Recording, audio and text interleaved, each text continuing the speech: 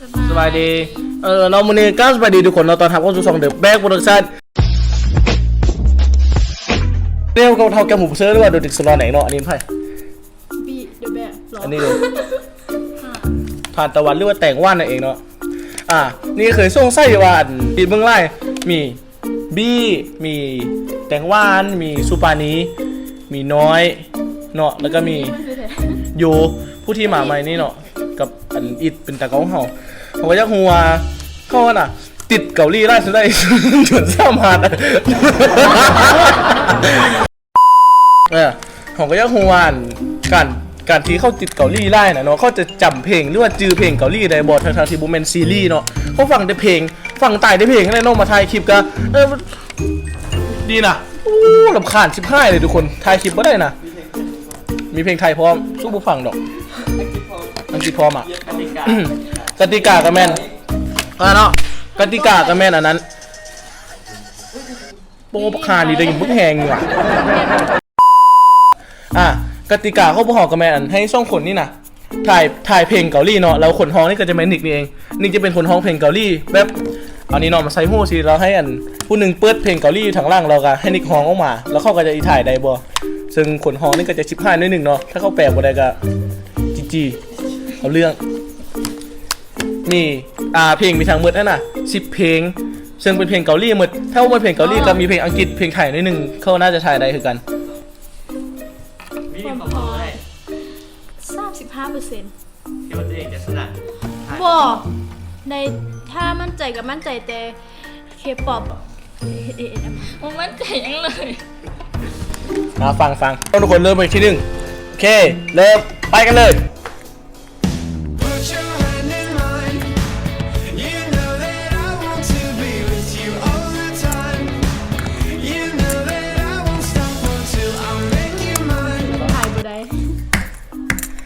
Push your hand in mine. You know that's how it to be right. It's all the time. You made that make you mine. But it's go fake so true. เพลงยังเพลงแต่บอกฮู้ชื่อโอเคเข้ามาฮู้ชื่อก็ต้องทึบปากไปทั้งสองคนเนาะมาเลยรีบมาเลยไปบ่ต้องมานั้นบ่บี้ยาไปเลยไปรีบไปหนึ่งโอ้โหไอ้ชี้ต้องให้ชื่อแกทอดแว่นสวะทอดแว่นแล้วค่อยทานสวะทานมึงเป็นกูได้เพลงที่สองเนาะ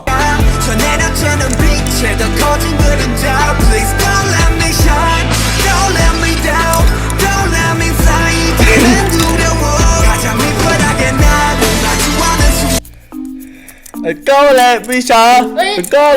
าซาโดเอาเดี๋ยวกันพยก่อนแล้วพี่บอกซื้อเพลงไปแล้วก็เพลงสุการชาโดหันมีเรื่องมีอะไรยกเบิกก่อนมีเป็นคนสาวแล้วพี่ต้อมเราก็เลยซื้อ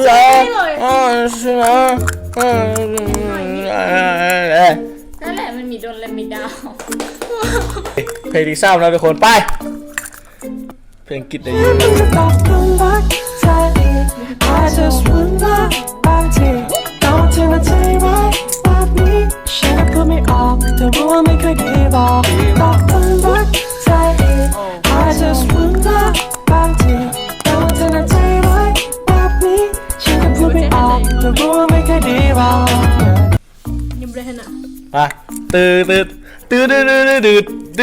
ตื่นเพลงยังเหรอคิดทุกชีวิตละนิดคิดตอนที่ยังไม่เสร็จคิดวันละนิดก็พอซื้อเพลงมันยังไงซื้อเพลงฉันจะพาเธอลอยมันบูเมนละลอยเฮ้ยต้อมเราไม่น่ะโยวนเพลงลอยน่ะอ้าวปีต่อพูดแล้วมันเป็นละลอยนะนี่บอกมาอย่างเหรอพูดบอกมูมันซื้อเพลงมาอย่างไรโอ้โหเดี๋ยวชื่อเพลงยังไงพูดไม่ออกมันคนละเพลง แล้วห้องโดนห้อง น้องห้อง ผมแม่นเพื่อนห้องเพลงเราลอยไปล่ะผิดไอสัตว์กูกระทืบเอาผมซื้อมาพูดนี่เหรอ ดี ใจรักหัวใจเหรอไม่หนัก ไม่อยากพูดกัน ฉันก็พูดไม่ออกเอ้ย มึงการทำผิดก่อนให้ลงตัวตัวนี้ไป เพื่อนห้องผิดในห้องเพลงนี้ก็ต้องทึกแปลงเราทุกคน เปิดแล้วกูเป็น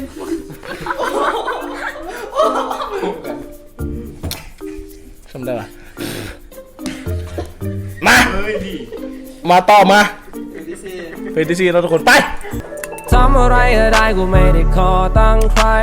ทำมันด้วยตัวเองกูทำให้แม่ภูมิ ป้อก็ได้ยินบนเรา เพลงกูเปิดทุกทีนะ เปิดค่อยๆอยู่เปิดค่อย คอยมาวัดกับกูวันที่มึงมีตั้งใจ Yeah you know me yeah you know ทำอะไรก็ได้กูไม่ได้ขอตังค์ใครทำมันด้วยตัวเองกูทำให้แม่ภูมิใจให้กูเปิดทุกทีจะให้มันเตือนมึงไว้ก็ไปวัดกับกูวันที่มึงมีตั้งใจ Yeah you know me yeah you know me เพลงยัง มูส เพียงยังอยู่ เดี๋ยวอย่าเฝ้าเบาเถอะ ต่อ พยายามมาแต่ถึงเวลา มูซื้อเขาเล่นตัวเองมูซื้อเพลง เราไม่ต้องให้คนรอทึกแปลงไล่เดี๋ยวมันอีรอมันเป็นออร่า เดี๋ยวมันคือซื้อเพลงนี่มันซื้อเพลงมันต้องมีอยู่ใน เอง นี้ พยายาม ยกอันนี้ก่อนบอกกับซื้อเพลงนี้มีช่อง ช่องพยาง แม่ ช่องพยางซื้อเพลงยี่ห้อมีช่องพยาง ซื้อเพลงค่อยๆก่อนยังยังโง่ซื้อวีเดอร์ซื้อ เก้า เอา แปดเจ็ดหกห้าสี่สามสองหนึ่ง เพลงข้อตัง บอฮูเสียงโย พี่ทางซ่องก็ดูไป ดูไว้เย้เป็นคนที่เก่งได้บูจือซื้อเพลงเลยบูบีเพลงหัวเลย พยายามอย่าปาตามถึงเวลาโยมลองเปิดเพลงให้เราเปิดคอร์ดได้หนึ่งดูโย คุณน้อยๆดู คอยชุดเด็กก็ได้ในนี้มันต้องแห้ง คุ ก่ ณ อน เงินอย่างบูซื้อ เขาขี้กูมาแล้ว นี่ตัวกระแป้นน้อยเดี๋ยวดูลี ไม่เสร็จแล้ว เบิ่งหน้าเบิ่งสภาพหน้าเพิ่น เจ็ดเป็นตัน ไปที่5แล้วทุกคนไป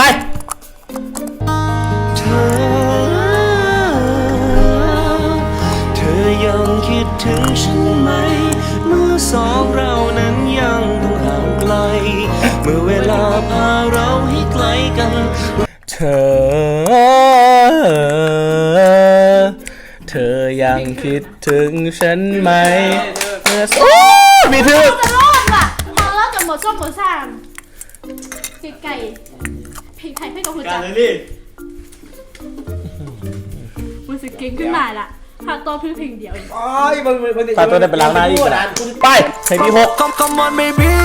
welcome to party tonight เข้ามาคืนนี้ dancing นำกัน have fun alright ออกมาเซ็กซี่มาพี่เมามอนำกันไวๆ you don't worry I'm happy เมาแรปโบคีบอกไงมาส่งก็ได้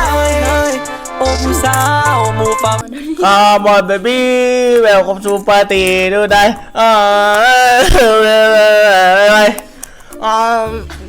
Come on baby welcome to party เพลงดาว เอ้ยเพลงอะไร มันจะเป็นเพลงดาว Come on baby welcome to party tonight โหเพลงแต่บุหูสื่อ เพราะคิดว่าเป็นเพลงเป็นปาร์ตี้แบบ มีจักรยานเลยสี่ โอ้โห จักรยาน เย้เพลงแบบซื้อเพลงเหล่าตีอังกันมาซื้อเพลงกันแบบคำชูปาร์ตี้ซื้อเพลงเหล่าผมมองโฮมไปดูให้เราโฮมไปมื้อนึง เดี๋ยวเปิดไปดูโยเอาท่อนใหม่เอาเลยไป ต้นก็เลย ไปเลย ไอ้คนลิบลงในเรือมิดมักเมากันทุกทิศมันได้มีบุญแกงกันทั่วไปทั่วทิศแต่เราคำมันเป็นลิบแต่งกายยังฟิตบ่เมาบ่กัดเกี่ยวจะฟ้าแจ้งแต่ตายยังบนรับยังไหลอยู่กับแกงมันดีแบงไปตับพวกสาวอย่าฟังกับเดี๋ยวให้ขับแล้วไปส่งเองแง่แต่มันเด็ก โอผู้สาว แม่เพลง บอกเลยว่าเจ้าแจมไล่เราเป็นตัวกันยาวCome on baby ปาร์ตี้คือไหนเอาเลยไปได้บุได้ ก็ถึงยัง บีตอบ บ่าวสวนเศร้าเที่ยว มัน เฮ้ ไม่ ย ใช่ยักษ์กระบุสีพญาค่ะมาหวานมันครบกระพง โอเค ให้ไอ เอ้ยเข้าบันทึกถึง2คนเนาะทุกคนเข้าตัวพี่แปล2คนเนาะคนลาวบ่ฟังเพลงลาวบ่ได้คนลาวฟังเพลงลาวนี่ ฟังเพลงเด็ดแบบมันบุคือว่าเป็นเพลงลา สั้ วน เปิด7วีก็ได้5วีก็ได้เพิ่นก็ห้องได้กัน ลูกทุ่งลูก เอาเพลงอังกฤษด้วยนึงดูโย น้ำตาไหลดึง โยเพลงแบบเข้าแบบเข้าถ่ายได้ไง ปืนลูกทุ่งแห่งไฮ โอเคนี่ก็มันเพลงที่6ได้จบไปแล้วเนาะซึ่งสกอร์กัน1เท่าเนาะบี้ก็ตอบเพลงเธอแล้วก็ ซาโด ทานตะวันก็ตอบเพลงซาโดไปเนาะเขาก็บ่ฮู้ชื่อเขาก็เฮาเว้าไปซะแล้วเนาะไปต่อไปที่7ไปกันเลย ทางกันดีกว่าอยู่ไปก็มีแต่ทอน้ำนานจบกัน เพื่อนได้ยิน แยกทางกันดีกว่า อยู่ไปก็มีแต่ทอละมันจบกันเท่านี้ พวกเมียน่ะ เจ้าคงเข้าใจ บอกหูมันต้องเดาไปเป็นบอก โอเคไม่เอา เอาไม่ทันเดากัน มูแย่งเลย เพลงไมเคิลไอโอล่า ไม่ก็ เพียงพอ ไอโอลาเนาะ แม่น่ะมันเดาเพียงพอไม่เคยฟังหรอก โอเคเนาะซื้อเพลงจะเลยกับมันเพลงจบแล้วเนี่ย เย้มาถึงเลย เย้แปดนะเขาตัดสองคนบี้หมาบี้ เอาผมว่าเราผมไม่ได้ฟัง เรียกอยู่มือบี้ป่ะไหมตา คือคนที่ คนชี้เลยพี่ ปับตา แอบว่าที่ขาดค่ะ โอเคต่อเพลงที่8ไปกันเลย 말로 들어온 아름다운 감동 With me and I'm gonna live with you 가져와 bring the pain oh yeah All the time I bring คอสเอโอฮาตึงวาซาเค พัดจีก่อนเพลงอ่อน บีต้องผ่านโอเค อ่อน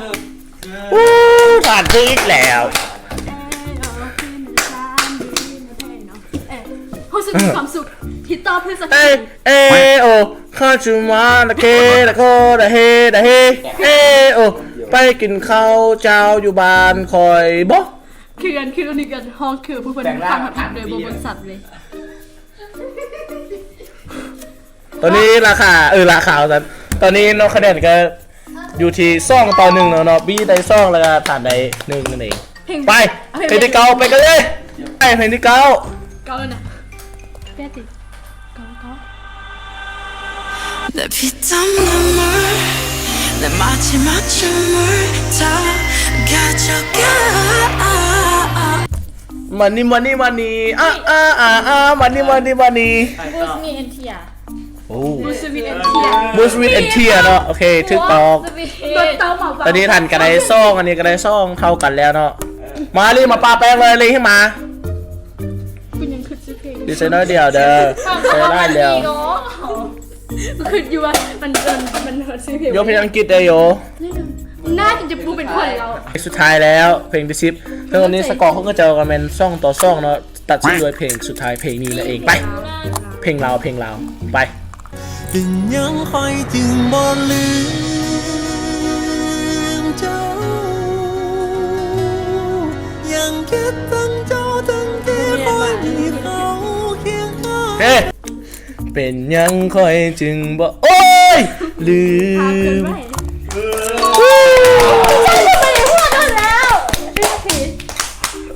เจ้าสั่งลืมอย่ามาโกงกูเดียว แอร์จะมาความหัก เฮ้ยเดี๋ยวออก ตอนนี้บี้ก็เป็นผู้สดาเนาะบี้ก็ได้3ต่อ2ผ่านก็ได้2คะแนนโอเคคลิปนี้พอหอกก็ขอจบเพียงเท่านี้เนาะก็ฝากกดไลค์กดแชร์และกด Subscribe เพื่อติดตามคลิปใหม่ๆของพวกเขาอยู่ที่ช่อง YouTube เลยเนาะกด Subscribe แล้วก็กดติดตาม ถ้าบอยู่ Facebook ก็กดติดตาม Facebook แต่ให้คนติดตามได้เลยดูแลให้คนสาวต่างชาติได้เบิ่งนำเนาะก็วันนี้ก็บ๊ายบาย ก็ช่วงนี้ก็พยาธิระบาดซึ่งเป็นพยาธิโควิด -19 หรือว่าโคโรนานั่นเองเนาะก็อยากให้คุณทุกคนนั่นน่ะรักษาสุขภาพแล้วก็เอาใจใส่ทางด้านการที่ต้องไปโลกไปเที่ยวอะไรเนาะบ่ต้องไปเที่ยวไล่อยู่ที่แออัดนะมันมีไล่คนไล่ติดพยาธิเข้ามาขิงเห่าตอนได้ก็บ่ฮู้เนาะก็เป็นห่วงทุกคนนั่นแหละก็บ่อยากให้ไปรีบไปเที่ยวไล่ตอนนี้พยาธิการระบาดอยู่ในตอนนี้ก็ฮู้ว่ามีขี้ฝุ่นหรือว่าควันรถที่ PM 2.5ก็เลยมาที่บ้านเฮาแด้ฝนก็บ่ตกแดดช่วงนี้ก็อันตรายไล่โอเคขอบใจบ๊ายบายเจอกันใหม่คลิปหน้า